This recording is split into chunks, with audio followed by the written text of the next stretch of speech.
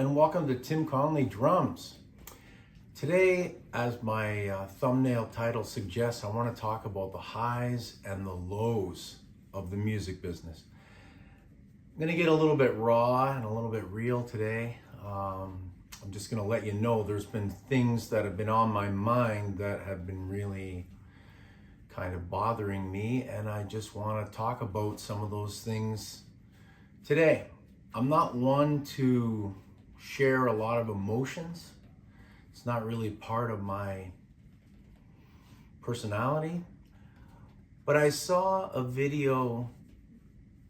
I get inspired by different things that I see and people I meet and people I talk to. And rather than being, morbidly negative about things, I tend to get inspired by things. So I saw this video the other day about an MIT trained neurosurgeon who quit his job as a neurosurgeon and as a spine surgeon after investing 20 years. And he spent 10 years training to be a surgeon at the highest level, and then worked as a surgeon for 10 years, but found that it wasn't satisfying. He discovered that it's all about money, which is very similar to the music industry. It's all about money, and there was way more lows for him than there were highs. So when I saw that video, I was emotionally vested in this video. It's a really great video, so if you get a chance, check that video out. It got like 11 million views in a week. It went viral, insanely viral, because most people at that education level, that skill level, and that income level for that matter, don't quit. But he quit because he just couldn't take being miserable all the time, and he felt like he really wasn't helping people. It was always just a band-aid when he did all these surgeries. And the truth is that the medical industry wants those people to continue to be sick and come back for more surgeries, because the hospital makes money, of course the doctor makes money, and then of course there's wheelchairs, there's medication, there's all the stuff that goes along with any kind of a surgery and a medical visit. The drugs, all the pharmaceuticals and everything involved. So thousands and thousands of dollars are being spent by people in the medical industry. And he came to the realization that he wasn't really helping people the way he was originally intended to, which was to relieve suffering. That's what he was told in his Hippocratic Oath, to relieve suffering.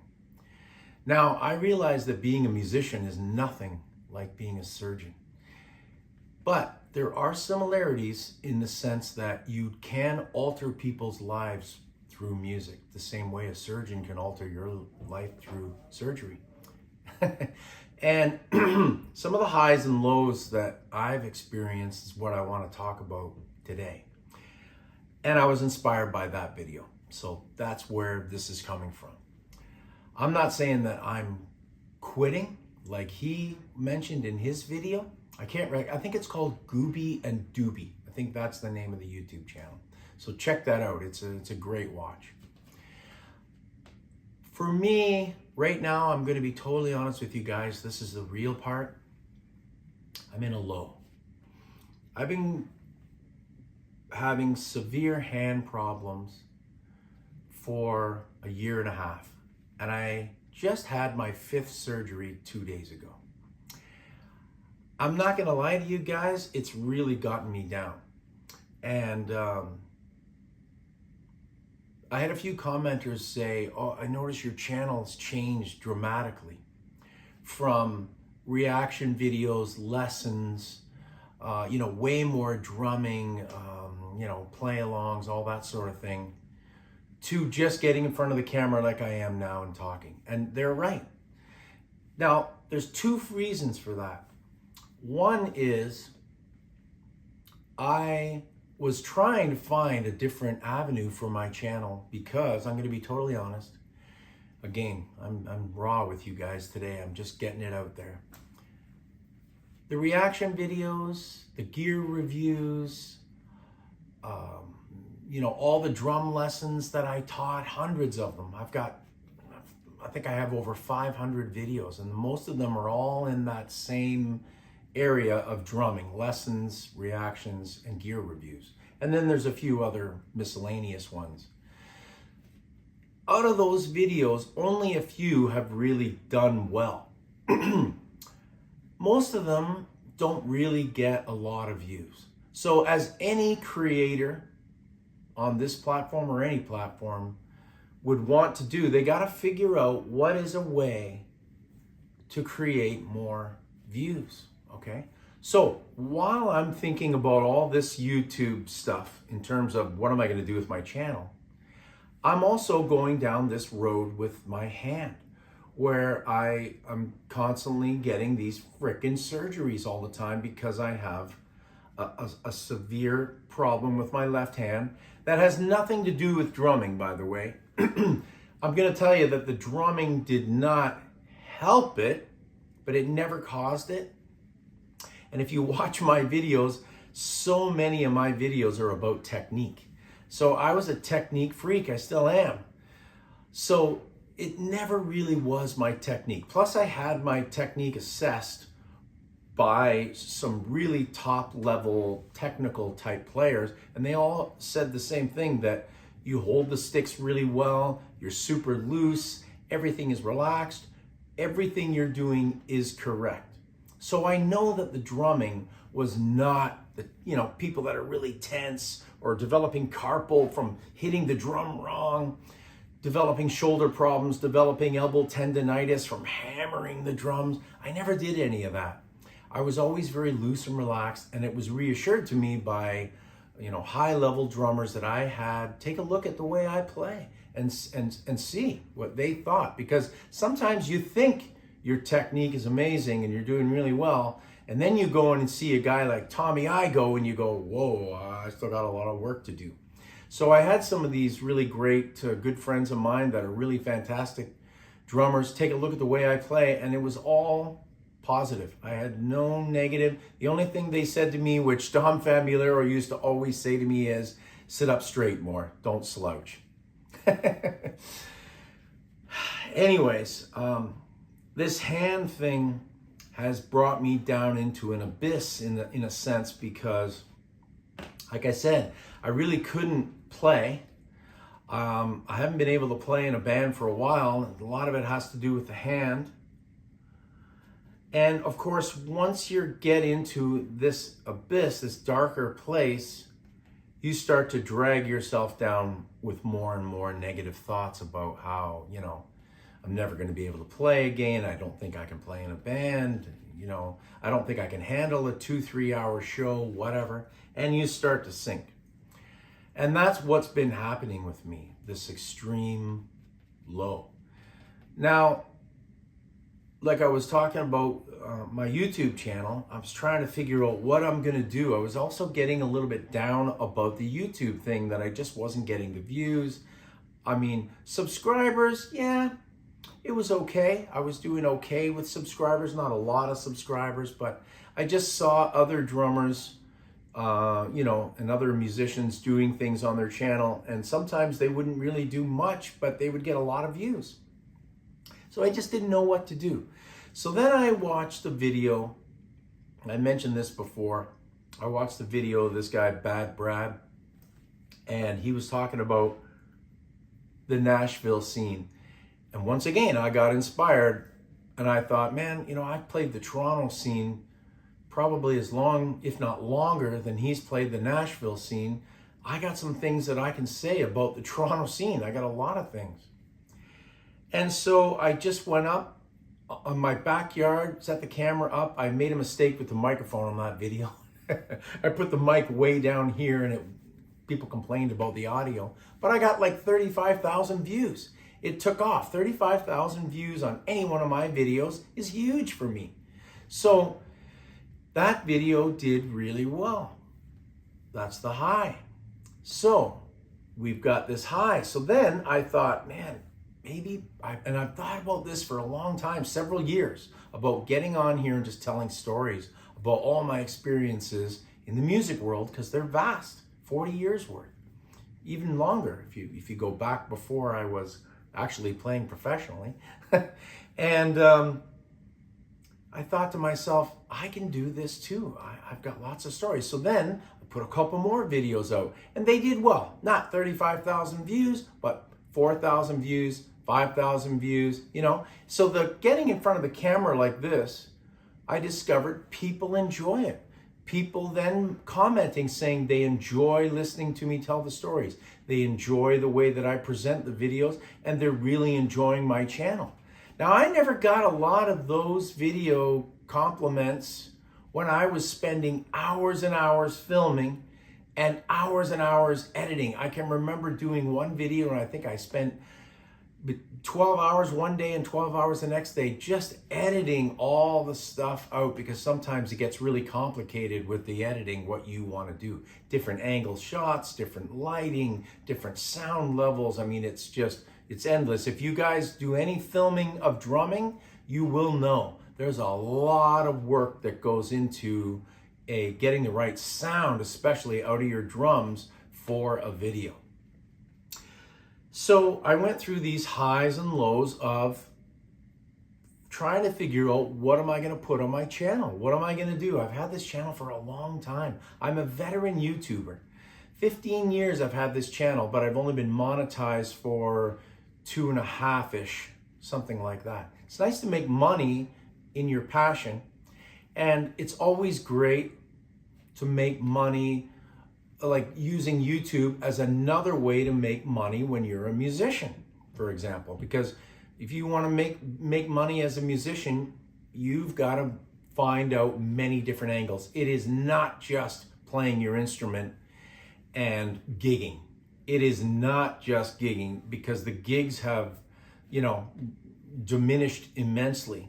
So I use gigging, I use YouTube, I use selling merchandise, I use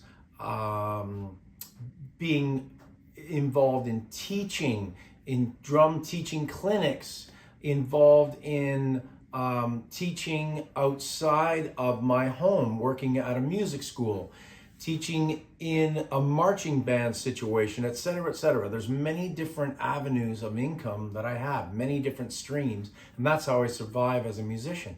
And of course, that's also highs and lows too, because sometimes teaching is great, and other times teaching can get you down because it becomes a grind.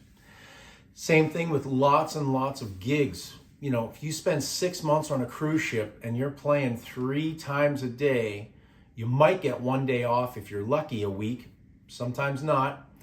And you're gigging and playing like crazy, and you find your body starting to really feel the effects of that much playing, because you're always trying to play your best. You're always, at least I am, I'm always trying to play at high energy and play the best that I can. But sometimes it's hard. You've really got to dig it out of you to get on that stage and do the high level performing. So I've had these highs and lows. I mean, I can remember being on the ship and being in an elevator, and I was on my way to go tell the boss that I couldn't play that day. I could have played that day, but I just didn't want to. I just felt so burned out, just didn't want to play. I felt like I needed a break. But at the same time, I know there's a danger in that. It's like anything. As soon as you take a break, you kind of enjoy that break, and then you want to take more breaks, and it's going to lead to a problem. I'm going to get fired. Because when you're in a situation like that, you're the only drummer that can do that job. You're the only person.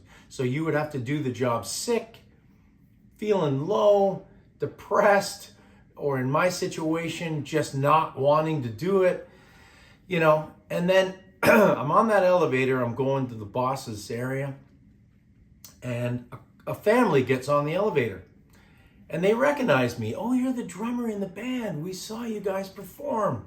What a great band. We love your drumming. My daughter's interested in drums. She's looking for a drum teacher. You know, maybe you could recommend somebody. We're from, tell me where they're from, whole long story. And I'm sitting there thinking, I can't not play tonight. We're looking forward to seeing you play tonight. We're so excited. My daughter is so excited. She wants to see all the things that you do on that amazing drum kit of yours.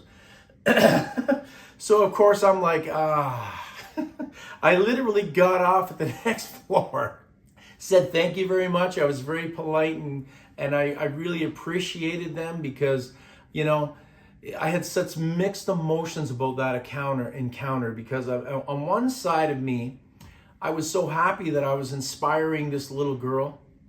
I was so happy that they were enjoying the shows. They loved the band. They appreciated me. I was so happy. Then on the other side, it was just, I'm already in a down mental state. And when you're down, and then you greet people that are up and they're so happy, and they're happy because of you, it was a very difficult situation for me. I just didn't know what to do. Anyways, I ended up doing the show. Then I actually saw that little girl in the crowd.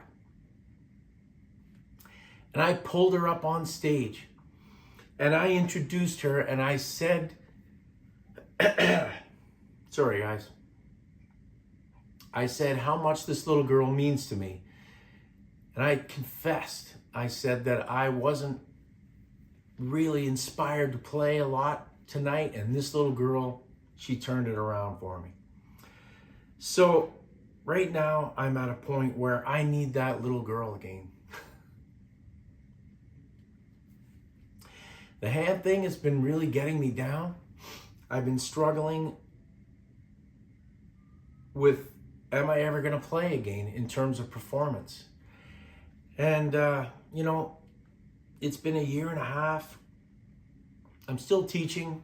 I'm still making a living as a musician and doing well. But when you have the soul of a musician like I do, and you've been playing as long as I do, and you've been through so many of these highs and lows, ups and downs. I mean, if you watch my video where I almost quit because of Jeff Healey, check that video out. I'll put a link in the description. I mean, I was just a kid then. I was only, I don't know, 16, 17. I can't remember how old I was. I was in high school. I was quite young. And I almost quit because of losing a battle of the bands. When I think back on that now, I think, man, that was nothing compared to what I've gone through in this tumultuous career as a musician. I've been fired from gigs. Everybody gets fired. I've had incredible highs of touring and playing in front of thousands of people. I've had incredible lows where I played in front of nobody, and then the band fell apart. So there's been times where I was out of work and people had to come and sort of rescue me. And I want to thank a guy by the name of Jeff Breen, he owns a music school in Burlington, Ontario called Capstone Music. And I highly recommend Capstone Music. It's a great place. And I worked there for many, many years, but I would go away and on an exciting tour, I'm off playing, you know, doing my thing.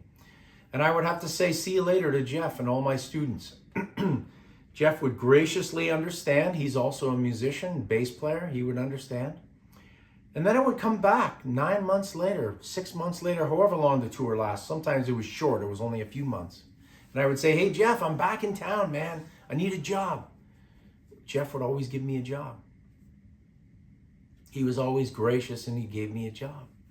So the highs and the lows. Now the low was coming back not knowing, am I going to get a teaching job? Because yes, I would save sometimes, depending on the tour, sometimes I would save money. I can remember coming back from a fairly large tour. I had a lot of money saved and I bought my first house in around 2000, I think. Around 2000. I've been a homeowner ever since, and I've bought and sold many houses. But it was because I didn't have to spend any money on the tour. Everything got looked after. And when I came back, I had all this money in the bank. Plus my mother gave me some money. I'm not gonna lie, she helped me out a lot over my music career. My mother gave me some money, and then I was able to buy my first home. Not long after that, I also bought a brand new car. My first brand new car. I think I bought it in 2000 as well. Yeah, right around the same time. So house and car, incredible highs. Then the low. Yeah, I'm teaching, but I'm back to playing local gigs in small, tiny little venues and back to the dive bar scene. Because that's where, I'm back in town again and I've been out of the loop and, trying to get back reconnected with guys to get back into high paying gigs, but they're just not there. So you got to take what you can. So the low, back to playing the dive bars, back to playing the crappy Hamilton, the crappy Toronto scene. And at that time though, I didn't really look down on it too much. Honestly, I was just happy to be making a buck and playing. And very thankful to Jeff, as I mentioned. Now, moving forward, again, more ups and downs. I think I mentioned to you guys in my video about how I quit that band, Plastic Fantastic. That was an extreme low for me. Then I was in an incredible Beatles tribute, one of the best Beatle tributes around. It was awesome. I really enjoyed those guys. And then again, I get into this weird funk. I'll tell you a story about that another time. I get into a weird funk and I quit that band. And it had to do with arguing with the guys, so that was a bit different. This was actually me disputing with them. Again, not those guys' fault.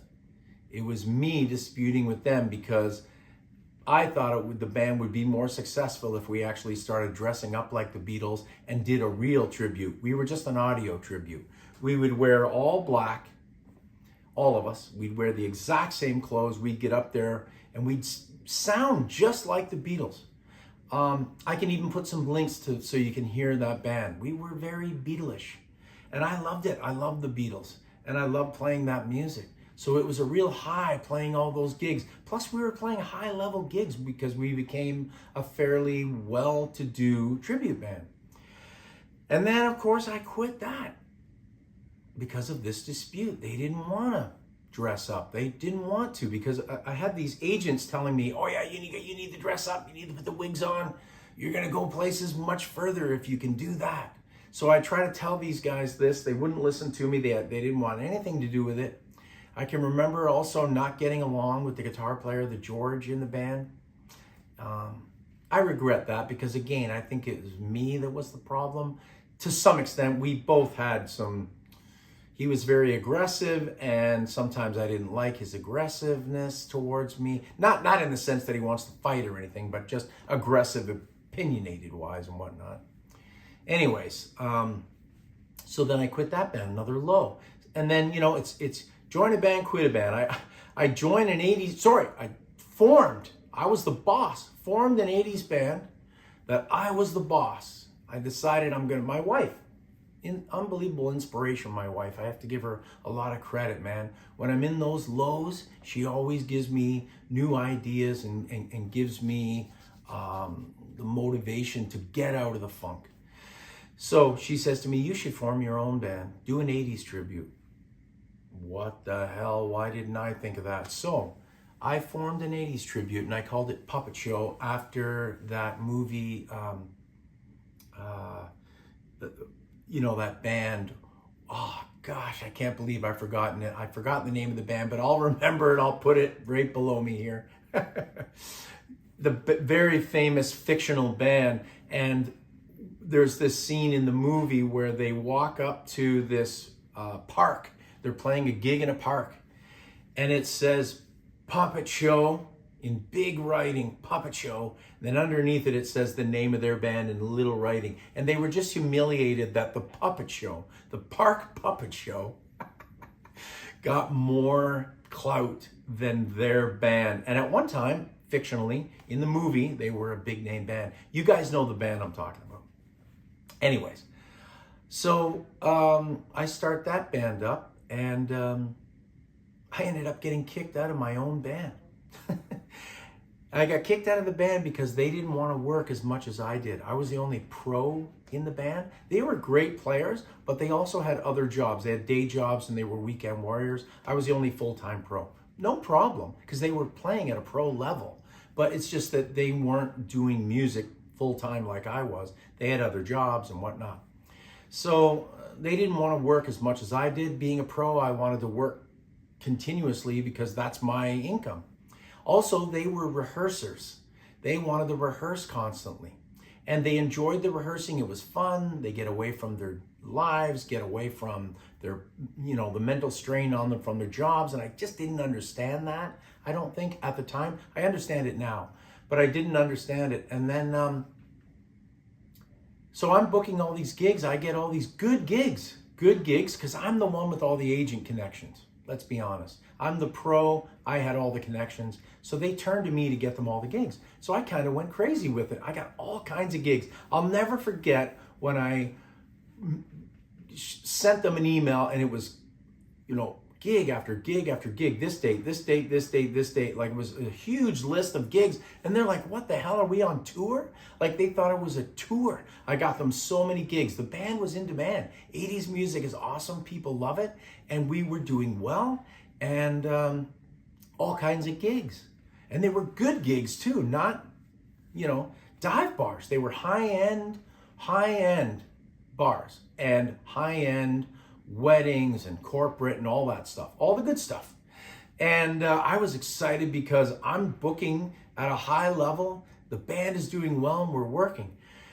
And then these guys basically said to me that they just weren't interested in doing these much gigs. They only wanted to do maybe one, maybe two a month. And that just wasn't enough for me. So it was kind of they wanted to get a different drummer that wanted to be like them. And I wanted to get a different band that wanted to work like me. So it was kind of a semi-mutual agreement. I told them I was leaving and they agreed with it. So that was another low because I started that band. I hired all the musicians. I fired a couple musicians along the way. And then I thought I had 3 guys with me that were really, really close. And they were. They 2 of them anyways. And then I, of course, left that band, which was another low. I did reunite with the guitar player and the bass player to form a 90s tribute. Unfortunately, that band fell apart because of my hand situation. The band, again, was doing well. They turned to me to book gigs, but this time it was different. They actually wanted to gig and rehearse less. Now, we were rehearsing quite a bit initially. This is just last year. We were rehearsing quite a bit, and we had a gig, and the band was doing well, and we were working our way along, and then all these hand problems hit me. And then the bass player says he's got opportunities with other bands and he's going to take it. And I have mixed feelings about that, but at the same time I understood because we weren't able to play because I was off having these surgeries and in constantly recovering.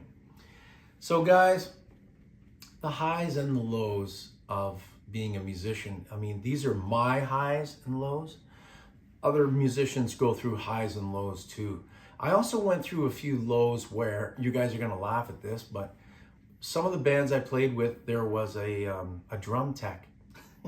You get spoiled when you have a guy setting up your stuff, tuning your drums, completely looking after you, and you rely on him so heavily. And then when that's done, I only had that for short periods of time at different times throughout my career. But when that's done, and you're back to lugging your own gear and carrying around heavy cymbals, that heavy bass drum, and like I said, I got a hand problem. It's hard for me to carry the gear around anymore. Man, I just felt like I was getting kicked down lower and lower into the hole when I didn't have somebody to help me, when I really truly needed somebody. So I've been really struggling. I'm gonna keep going. I don't know about the playing situation. We'll have to wait and see what happens with this, but I just feel so defeated right now in terms of performance. I'll be back teaching again at the music school that I teach at in just a few days, next week. I'm gonna try, obviously I can't do any playing right now because I'm all bandaged up and I've got an open wound here, and I have to go to see a nurse every day to get it packed because it's an open wound. There's no stitches because of infection, and they want it to heal from the inside out. So they don't want the skin sealing up like this. So dealing with this hand situation, dealing emotionally with, am I ever going to be able to play again? Like I said, I am going to be back teaching, and that makes me happy. I mean, teaching has its ups and downs too. You got difficult students, you got great students. The music school that I teach at currently now, Merriam School of Music, they treat me really well. I get a lot of respect from them. I can't complain. You know, there's a lot of rules and regulations with this school. They're the second largest music school in North America. LA has the largest, and this is the second largest. So it's a big school. I get a lot of students. I get a lot of respect there. They really want me to be healthy and playing and doing clinics for them and doing workshops and master classes, and of course teaching all my students. So that's right now. I'm going to focus more on hitting towards the teaching and less of the playing, just because I physically can't play a show. Like I can play, not right now, I can't play it all right now, but once my hand heals up a bit, I can play in short bursts to demonstrate stuff if we're teaching. You know, I can still play on a pad and all that stuff, but I cannot play a show because my hand just could not stand that. And I'm hoping maybe in the new year or later towards the end of this year that I finally get the dexterity back in my left hand and I can, you know, get it back into shape, and I can at least be strong enough to play through some shows. I won't be able to play like I used to be able to play, but if I can do, at this point, a couple shows a month, I would be happy. So it's a very, very difficult thing when you have a musician's soul. And I know you guys that are also musicians, you know what I'm talking about. When that soul gets taken away from you, man, it hurts. So I'm just going to try and keep muddling through this and hope that mentally I can improve and physically I can improve, because I'm on a journey for both. Thanks very much for watching.